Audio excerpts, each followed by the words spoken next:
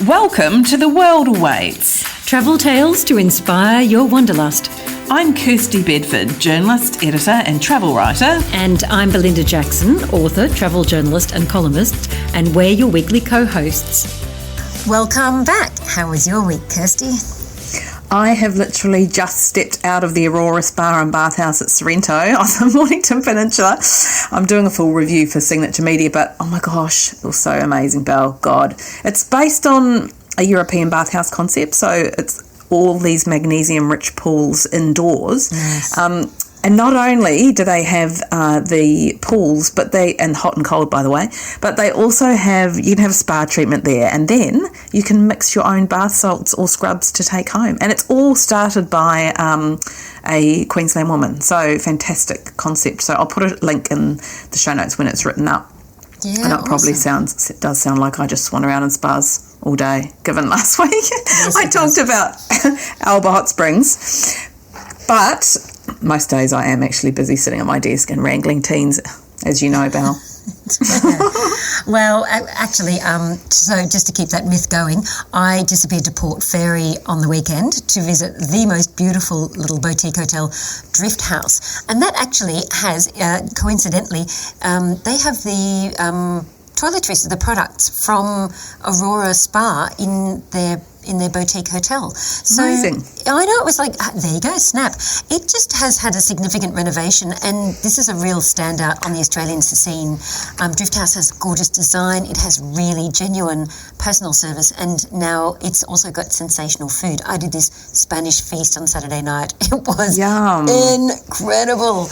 You seem to always be going places to eat. I know. So I joined the gym recently. I had to join the gym.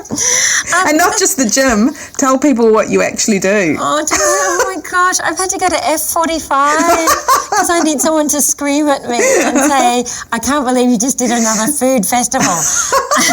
Work it. People, we put our bodies on the line for you every single week. Literally, our bodies, our bloated bodies. Let me take you back to Drift House because that's far more exciting than my bloat.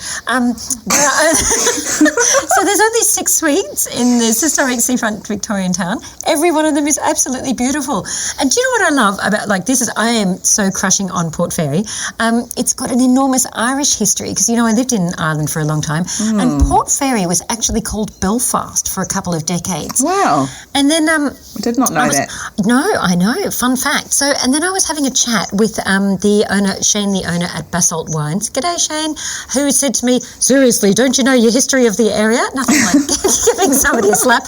And he was talking about the myth of the Portuguese ship nicknamed the Mahogany, which has apparently been swallowed up by sand dunes and a river cutting just outside the township. Now, if that was the case, that would mean that the English did not get into Victoria first. Wow. I know. Gosh. I know. Yeah. Conspiracy theories there. Yeah. So I'm also planning my return to Cairo in a couple of weeks' time, even though the Grand Egyptian Museum still hasn't fully opened. But, we've been waiting nearly a decade, so what's another couple of weeks? What about you? That's it.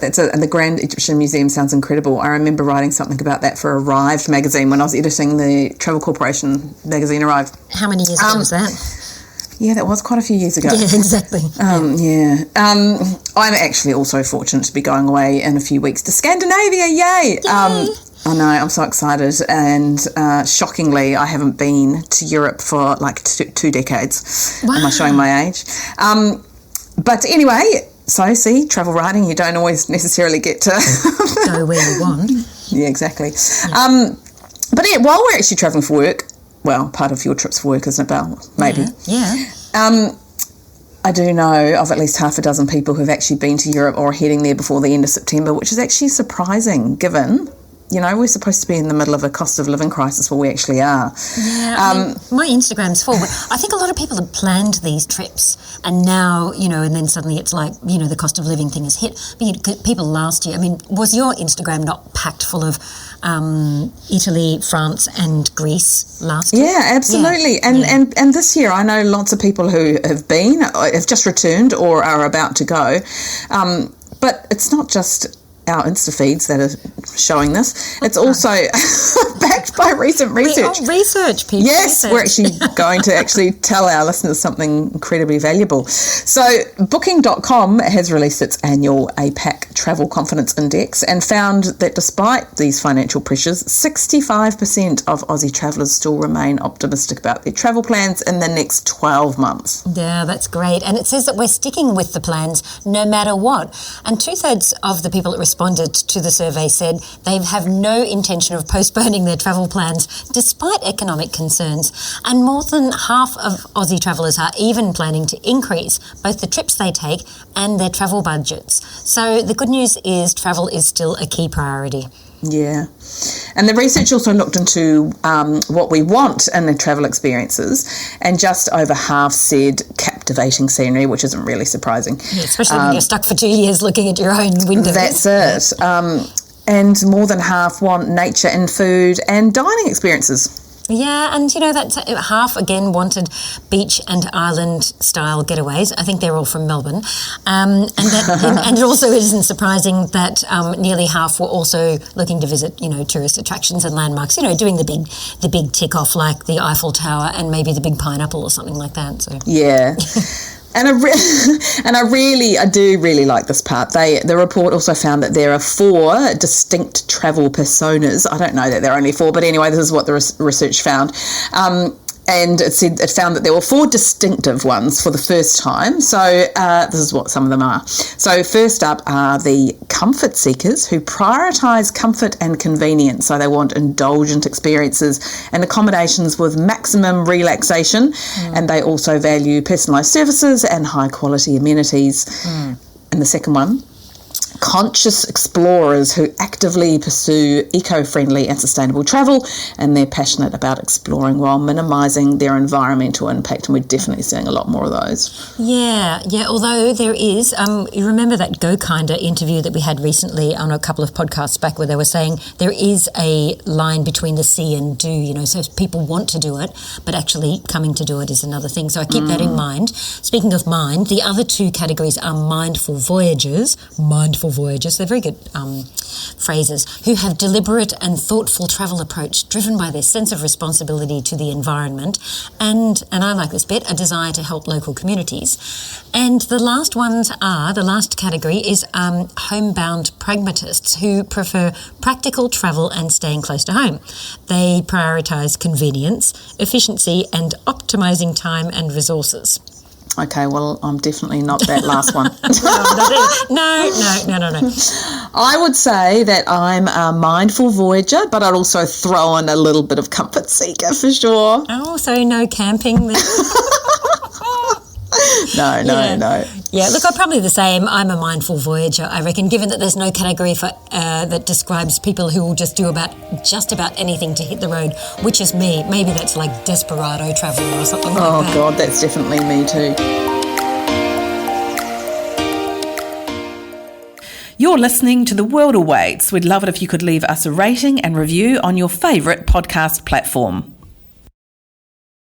This week, my guest is Lachlan Woodland of Inside Asia Tours.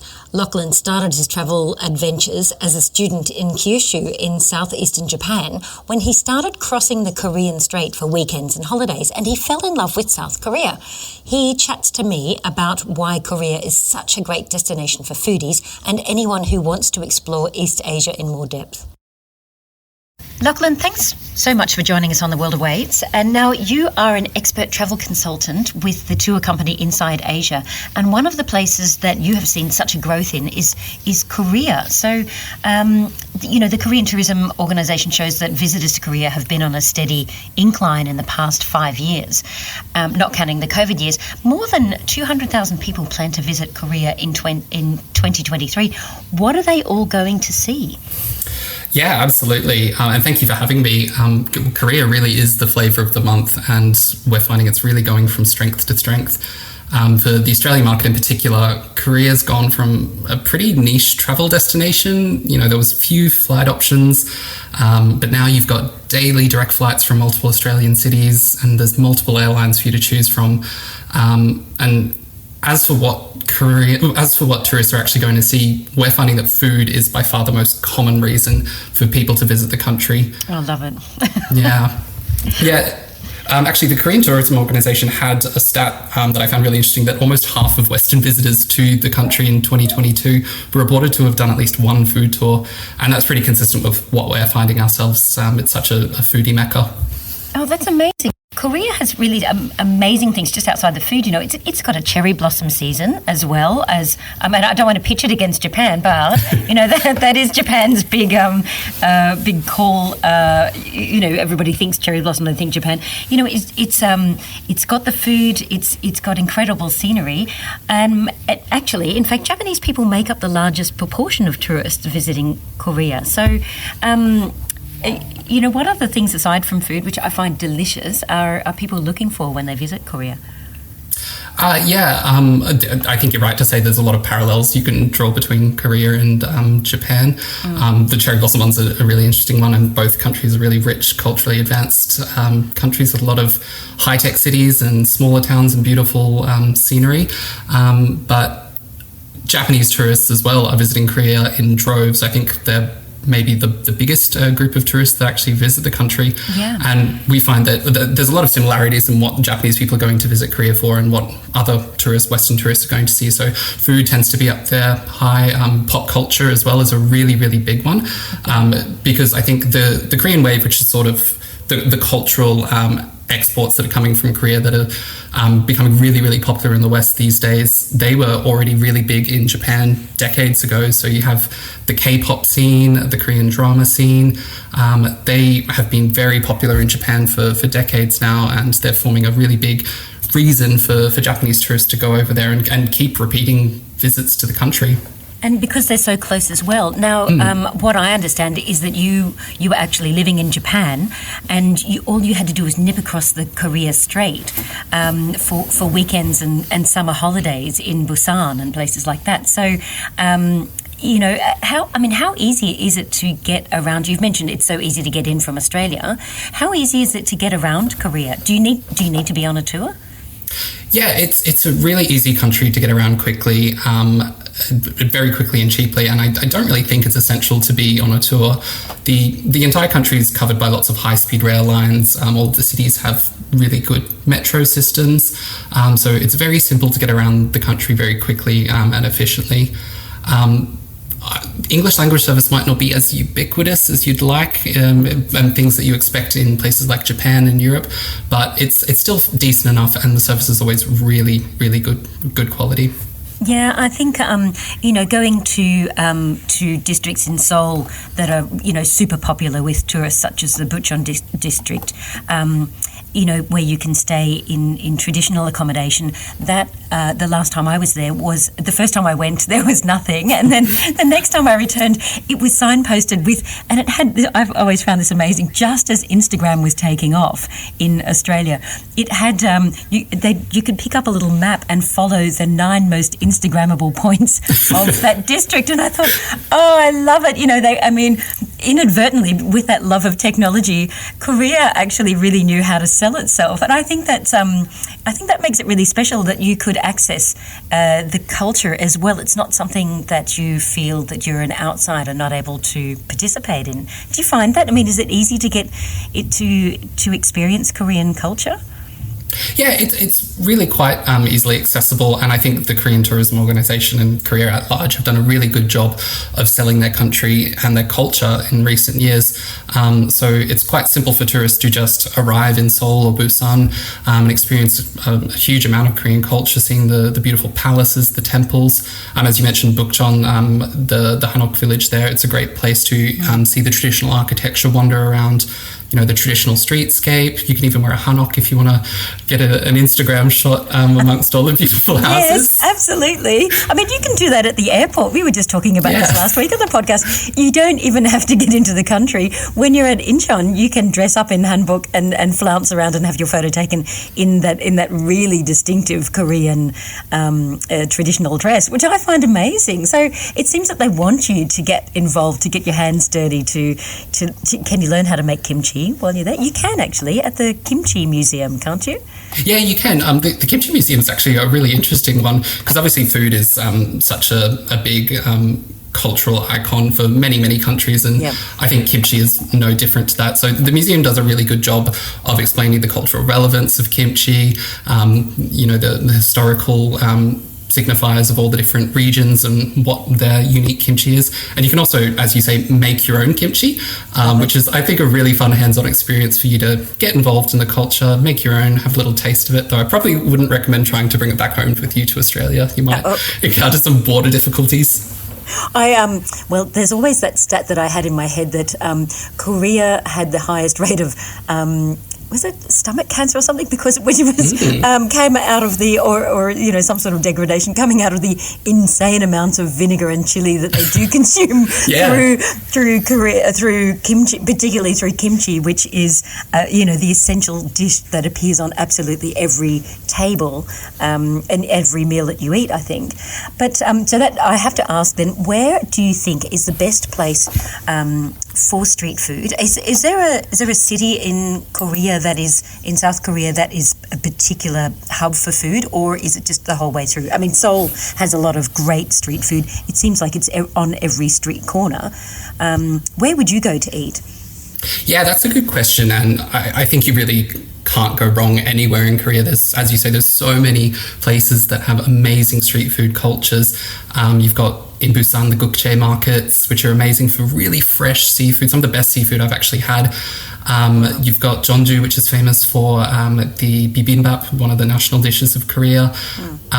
In Seoul, you've got a lot of very well publicized areas like Myeongdong and Namdaemun markets, which, they're a really good starting base, and I wouldn't want to discourage people from visiting them, but I think they've gained a bit of a reputation for being a little bit on the touristy side. So my recommendation, whenever somebody's visiting Seoul for the first time, of course, you've got to go to Myeongdong, you've got to go to Namdaemun, but maybe go a little bit further afield and go to the Mangwon markets, which is towards the west of the city. It's a bit more off the beaten track. You might see a bit more of locals enjoying the street food, probably see a few things you might not necessarily see in some of the more touristy areas of Seoul. But it's a really great market for you to experience a lot of great Korean street food in Seoul. Oh, that sounds like a great tip, and we'll put those in the show notes as well. So, if you had to say the most unusual thing that you've eaten in Seoul, in Korea, I mean, I know it is an absolute mushroom haven. What's the most curious thing that you've eaten? I'm usually a pretty adventurous eater when it comes to food. So go on, challenge me. I did try my hand at that raw octopus where it's sort of, when you put the soy sauce on it, it wriggles around and sort of sticks to your mouth. I wasn't the biggest fan of that. I don't like when the food feels like it's still alive and moving around in your mouth. But the taste wasn't half bad. I don't know that I would do it again and risk the choking hazard, but it's an interesting one, I have to say.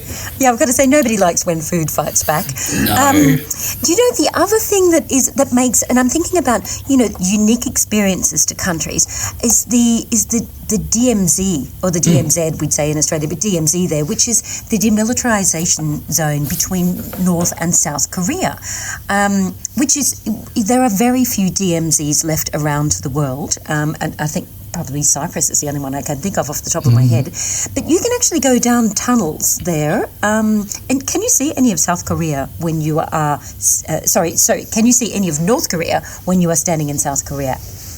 Yeah. So the DMZ, it's such an interesting and, I guess, constant reminder that the South and the North are still in a state of technical war, unfortunately. Yeah. And yeah, as you say, you can go down this tunnel, which was dug out by North Korean soldiers with the aim of essentially invading as a surprise attack.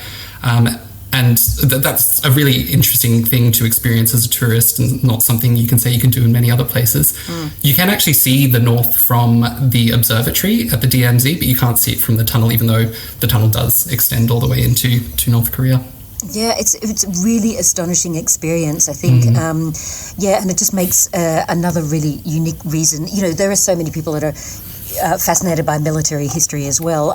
I always find, yes, the fact that it technically is in a state of war still is a little disconcerting slightly. So there's so many fantastic reasons to visit. I'm going to steer away and ask you the question that we ask all our guests, which is, and it may even come from Korea, what is your most bizarre travel experience? It is in Korea, actually. My most bizarre travel experience was when I was in Busan with a friend, and we were exploring the Gamcheon Culture Village, which is like a really cool neighborhood in the west of Busan. It's perched on hills, lots of artwork and galleries, just wandering around the streets there. Basically, we were walking by this group of Korean old women on the streets who approached us and started speaking to us. And we didn't really understand a word of what they were saying, but they just kept speaking to us. And it was clear they wanted to try and get some message across. So we were very apologetic, saying that we couldn't understand, but they just kept talking. And in the end, I guess they cottoned onto the fact that it was useless. So they grabbed us by the arms, pulled us into a house, and just sat us down at a table and then left through the door that we came in from. So we had no idea what was going on. We were thinking, have we been kidnapped? I don't know. By a group of Ajumas. Okay. Yeah, by a group of Ajumas, no less. But a few minutes later, they came back and just plonked down these massive bowls of bibimbap, cracked open a bottle of soju and started eating with us. We were very, very confused. We were wondering, have we just been scammed into dining at a restaurant and they're going to leave us with some huge bill or something? But no, they were just having a chat amongst themselves, showing us a tourist map of places they recommend, granted with limited English and Korean ability between us. And at the end of it, we offered to pay them money, but they refused and they just sent us on our way. So it was a very odd experience, and I don't think I expected to be, spirited away by a group of Ajumas in Busan. But I think it goes to show that it was just a key example of the warmth of Korea and the hospitality. They just wanted to serve us bibimbap. Oh, I love it. And I love bibimbap as well. So I wouldn't, don't fight it, I think is the message on that one. Well, thanks so much for joining us, Lachlan. It's been an absolute pleasure to listen to you. And if you'd like to learn more about creating a custom-made tour in South Korea, visit InsideAsiaTours.com.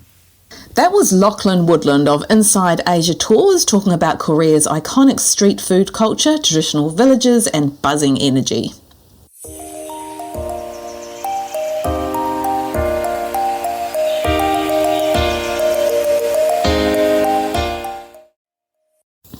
Our tip for the week is what you need to do to prepare for a wellness retreat.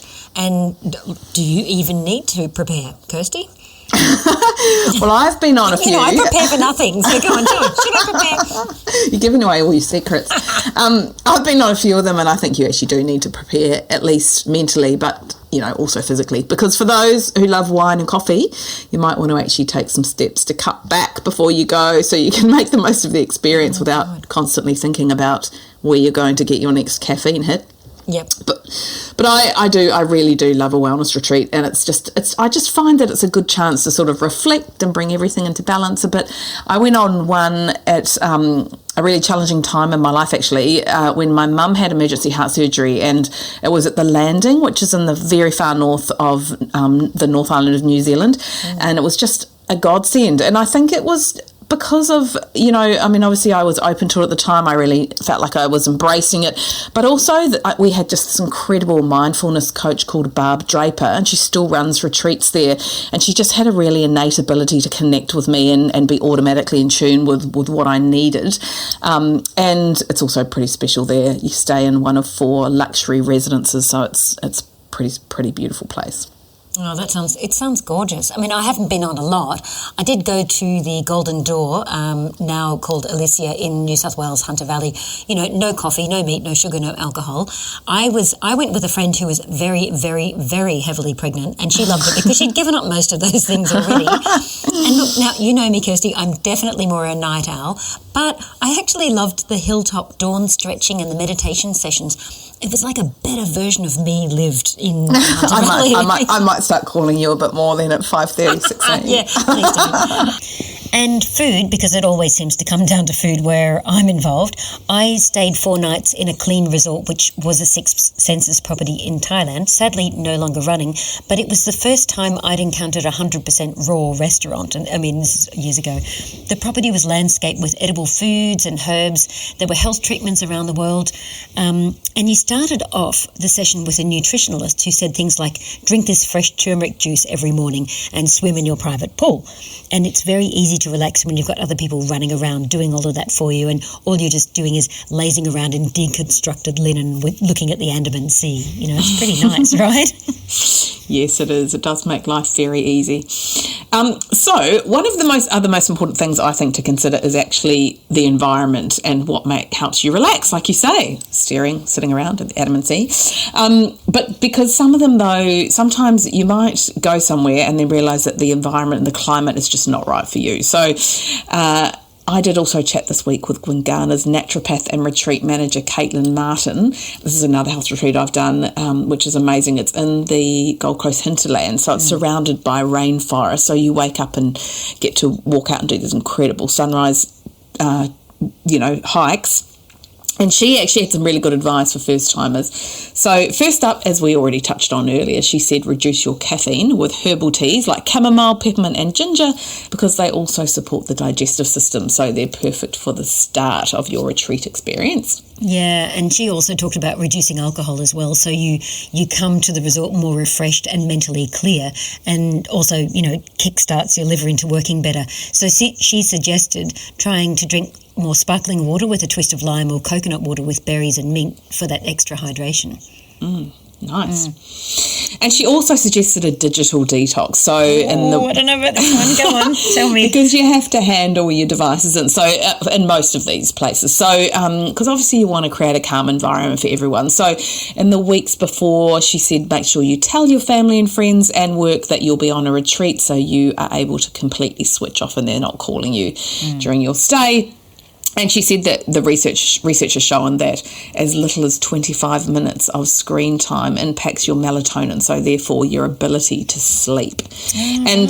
One of her last tips was about hydration, so obviously fundamental for detoxification and supporting elimination, so maintaining energy levels and all the other systems in your body. So be mindful of consuming enough water, but also not to overconsume. And because we are oversharers and we're happy to be very open about these sorts of things, I will tell you the colour that your urine needs to be. So she said, I need to know.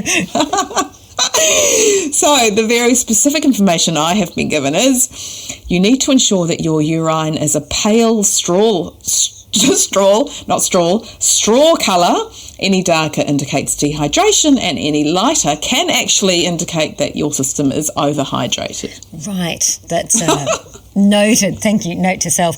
Another thing to consider is the program of your retreat. You need to think about why you're going there. So some of those do expect you to be up at sunrise, and that may not work for you if you're in my camp. And also considering the level of activity on offer and what will work for you. So, if you're after a relaxation experience, then maybe those F45 workouts aren't going to work.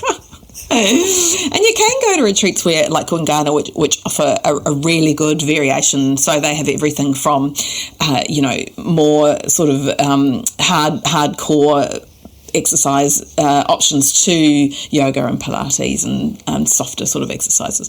It can also be confronting going to a health wellness retreat too. So some sessions where you sort of suddenly become aware of the extensive change that you might need to make in your life. So from food to exercise, sleep, and also, people can get a bit defensive about these sorts of things. So Caitlin said, and this is a really good point, is to just go in with an open mind and a commitment to self-care, because you want to make sure that you're taking some lifestyle lessons with you once you leave, because obviously you can make so much transformational change when you're there. But it's really important that if you want to make real change in your life and improve your wellness, which is the whole point really, that you take the lessons from when you're there.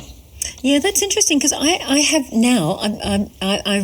When we were researching this one, it reminded me of a retreat I went to where there was a woman at the, I did with that sort of communal dining thing, and she was literally sitting at the table sobbing her heart out. So, and if you're doing that sort of introspection as well, you've got to share about your life. Or I had one where, they just probed a little bit too deep into your psyche and what you really wanted and stuff, and actually it helped me crystallize the things that I did want at the time. But it wasn't me sitting crying at the table. But I think that's, as you say, you've got to be open and prepared for that sort of thing.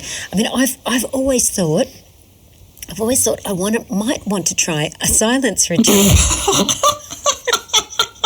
I know. I mean, I can hear the shock out there in podcast land. I do love a chat. I do. I really do love a good chat. Maybe, but maybe I can calm down. It's not going to be eat, pray, love or something like that. But maybe that's what my thundering brain needs, So, oh my gosh. I mean, I would have thought that was... People would have laughed if I'd said that, but the fact that you've said that, Bella. I said it to save you the embarrassment. We will put a link in the show notes to Gwangana and the Landing, as well as anything else that we think is fantastic, and their upcoming retreats as well. So take a look on the show notes at theworldawaits.au.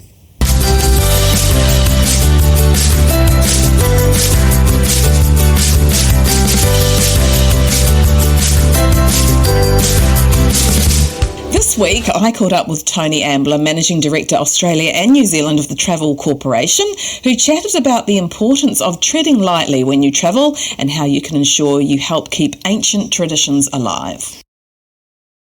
Welcome to the show, Tony. Hello, thank you for having me. So great to have you with us. Let's start by tell us a little bit about your background and how you got into the travel industry. Yeah, sure. It's actually a really long story, so I'll try and sum it up really quickly for you. But my dad used to work for Kentucky. He was a trip manager, driver guide back in like the 70s. He did the most had the most amazing travel experiences, traveled the world and worked there for so many years. Anyway, as my brother and I were growing up, we spent our weekends looking at all these old slides and all these old pictures, and he had amazing photographs from Iran and Afghanistan and India, and he used to tell us these stories about Checkpoint Charlie and going into East Berlin, and it was just, as a little girl growing up, it was so much more interesting than Cinderella or Snow White. I think that was what sort of seeded the idea of travel and just being so passionate about travel. And I was like, I want to do that one day. How do I do what he was doing, but then at the same time from probably more of a business perspective? So there was an opportunity to move to London for Kentucky in about 12 years ago now. So I used to be in advertising, and I jumped on board to take this opportunity, packed up, left Australia, moved to London, said, I'll just go for 2 years to my parents. I'll do some travel and I'll have this amazing job working for Kentucky.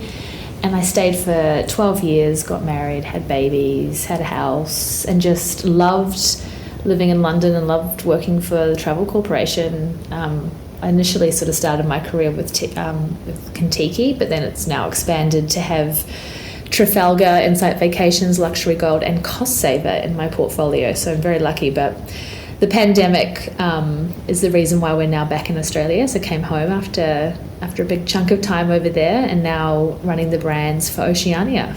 So it's been an amazing journey, but definitely living in London, being able to travel every weekend, being able to experience all these amazing brands. It was a phenomenal experience. Amazing, fantastic. And so a really big part of your role, and I'm sure of the ethos of the company, is around the Tread Right Foundation. Can you tell us a bit about what's that sort of about? Yeah, sure. And it's been such a journey. And actually the Tread Right Foundation and sort of our How We Tread Right strategy has actually been around for so long. We're only just starting to really talk about it because it has been a bit of a journey, and the company and the family behind the Travel Corporation really wanted to make sure there was so much substance behind it before we started talking about it and promoting it. I think, travel as a vertical kind of gets a bit of a bad reputation, probably second to fast fashion, but we are sort of, sometimes scoffed at when you're having, dinner party conversations around, travel, your footprint is so heavy. And so I think in a lot of instances, a lot of companies have shied away from leaning into that narrative, but you just can't not be there at the moment. And so we've been, working on this part of our business for so long now, and really this is sort of the first time that we're really pushing it and promoting it. We've launched an annual impact report, so this is the second year we've had the impact report, but the actual foundation itself was started in 2008, so it has been around for a while, and the focus behind the foundation is really around people, planet and wildlife. And so that's sort of, there's about 60 projects that we support under those three pillars, which has sort of been the foundation of its journey up until now, and that will continue. But with what the United Nations are doing and their sustainable goals that they've launched, we've laddered up into those sustainable goals, and we've got a carbon fund which we can get into more detail as we start talking. So yeah, it's an amazing part of the business. All of the brands ladder up and support into it, and every aspect of what we do comes back to how do we make travel matter. So how does that impact a traveller? Like if I'm travelling with the Travel Corporation, what does that mean for me? Yeah, it's a good question. I think the concept of voluntourism has been around for a really long time. There's definitely been a correlation between voluntourism being really expensive and somewhat unattainable, or in many instances somewhat dry. Not everyone wants to take their annual leave and go spend 2 weeks volunteering in Africa. So what we've tried to do is firstly not put the cost of doing the right thing and having the right travel experiences back onto the customer. It's not about offsetting, and it's not about the customer paying more. And secondly, it's about making sure that the experiences and the way in which they do give back when they're travelling with us are actually fun and enjoyable and meaningful. So those are sort of the two ways, I suppose, that we're trying to make sure that everything we do is relatable and easy for our travellers and for our customers. So there's beyond numerous experiences that you can do on our trips, but I suppose in terms of what it costs, we have a carbon fund, so we actually take that out of our own profits, and we use that fund to look at regenerative practices across the board. What can we be doing for us to be able to hit our goal of net zero in 2030 rather. I shouldn't say that. 2023 is this year, and that's not going to happen. So it's a big journey for all of the travel industry to go on. Are we going to get there in 2030? We're very open-minded that we may not, because at some point there'll be only so much we as a company can do, and we need the rest of the industry to move forward. But we're certainly going to give it every bit of our best shot that we possibly can. So with voluntourism, what are some specific things that people can do in regards to voluntourism? Yeah, so what we've tried to build into every trip that we offer is what we call Make Travel Matter experiences. So some of the brands are further advanced. So for example, Insight Vacations, every itinerary has at least one Make Travel Matter experience. Kentucky has them on every single itinerary. And so each brand is on a journey to make sure that they've all got enough experiences to have that option for travellers if they choose to. Some of them are built into the price, some of them are optional extras, and they're amazing experiences. I'll give you a couple of my favourites. So we take a lot of people to Spain, obviously, really, really popular destination. And, flamenco is a big part of enjoying the Spanish experience. And there's, amazing flamenco shows, and, there's plenty of ways to engage with that particular tradition. But it is, interestingly, when you dig deeper into flamenco, it's actually really expensive and really hard for local people in Spanish communities to be actually able to pay for their children to have lessons, to pay for costumes, to pay for training and studios. And it is one of those traditions, that's becoming a little bit elitist because, you know, there's a big cost associated with it. So what we do is we've partnered with a beautiful school called the Carolina Herrera School, and she actually runs this non-for-profit school which we actually sponsor. And every traveller that comes to Spain with us has the opportunity to go to the school and engage with the dancers and learn from the dancers. So we do some Spanish flamenco lessons with them, and then we put on, you know, a proper flamenco show. And so a lot of the dancers have all got scholarship programs with us. And so, you know, whilst we are still offering our travellers, you know, somewhat iconic experience that everyone wants to have when they go to Spain, they know that they're doing it in a very different way, in a really meaningful way that's kind of giving back to the local community and giving back to these dancers and sort of giving them a future. Yeah, and keeping those traditions alive, which is so important because, and that's obviously a big part of what you do, isn't it, about, you know, ensuring you're keeping traditions alive as much as supporting communities and wildlife conservation. Yeah, absolutely. And, you know, there's another beautiful story that, in Italy, you know, the ancient craft or the tradition of weaving is becoming, you know, far too expensive. There's so many machines now that make these beautiful silks and, you know, all of the beautiful fashion that comes out of Italy. So we actually partner with the original weaving school in Perugia in Italy, which is just phenomenal. And there's a beautiful woman there, Marta, who runs it. Many of our trips that go through Italy, they go to the school, they actually learn to do some hand weaving the traditional way. They meet with all the women, they learn about the craft. You know, of course they can, you know, take things home if they choose that they've made themselves. But it's just trying to keep these traditions alive because, you know, they're so important to the cultural part of Europe or wherever we are taking our travellers. So there's plenty, every single destination that we travel to and every single trip that we have has at least one of these experiences included in the itinerary. And like you say, some of them are about wildlife and, you know, destination specific. So our trips that go to Africa, as you can imagine, are much more focused on wildlife. In Europe, it's much more focused around traditions and supporting local communities and stretching that tourism dollar, making sure that we're taking our travellers to parts of Italy that really appreciate the tourism dollar. You know, everyone wants to go to Venice, and we know the whole over-tourism narrative, and we also know that people want to see Venice. So for us, it's about how do we let them see Venice for 1 or 2 nights, and then how do we get them deep into local parts of Italy where they can have these amazing experiences of ancient traditional hand weaving. It's really interesting because I'm sure a lot of people wouldn't realise that, you know, some of these traditions are literally dying off without the support of people like the Treadwright Foundation and the value to the communities in doing these things and incorporating them into your trip, because they just sort of assume that those are things that travellers want to see and go to anyway. So why does it matter so much that travellers go? But like you say, it's more about making sure, because you're considering that the specific things you're doing are traditions that are genuinely won't exist as much as some wildlife won't if we don't start doing things better and travelling better. Yeah, absolutely. And it's about engaging with the right suppliers when you are going to certain countries, and there's a ripple effect, right? With you're taking travellers to these amazing parts of the world, but there are a lot of, you know, mass market tourism suppliers that, you know, you can find online, and, you know, they're clipping the ticket from many different aspects. And so for us, we try out, you know, our product development team from our business and from bringing our travellers to them. So it's a meaningful ripple effect, if that makes sense. Yeah, absolutely.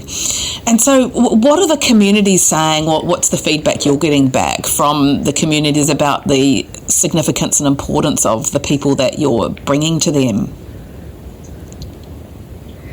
Yeah, I mean, I think the interesting thing, and I always say this to my team, right? Like, when you travel, it changes you. And no matter how superficial your travel experience is to how deep and meaningful you want to make it, you'll always come back a different person when you travel. And I always say this to my team, like, we're not selling toothpaste, we're like literally changing people's lives. No matter what degree of percentage you've changed their lives, you've had an impact. And so I just think, some of these experiences that people get to engage with. I mean, the feedback is phenomenal. Like, our trips have such high NPS scores, and I truly don't think they'd be as high if we didn't have as many of these experiences interwoven.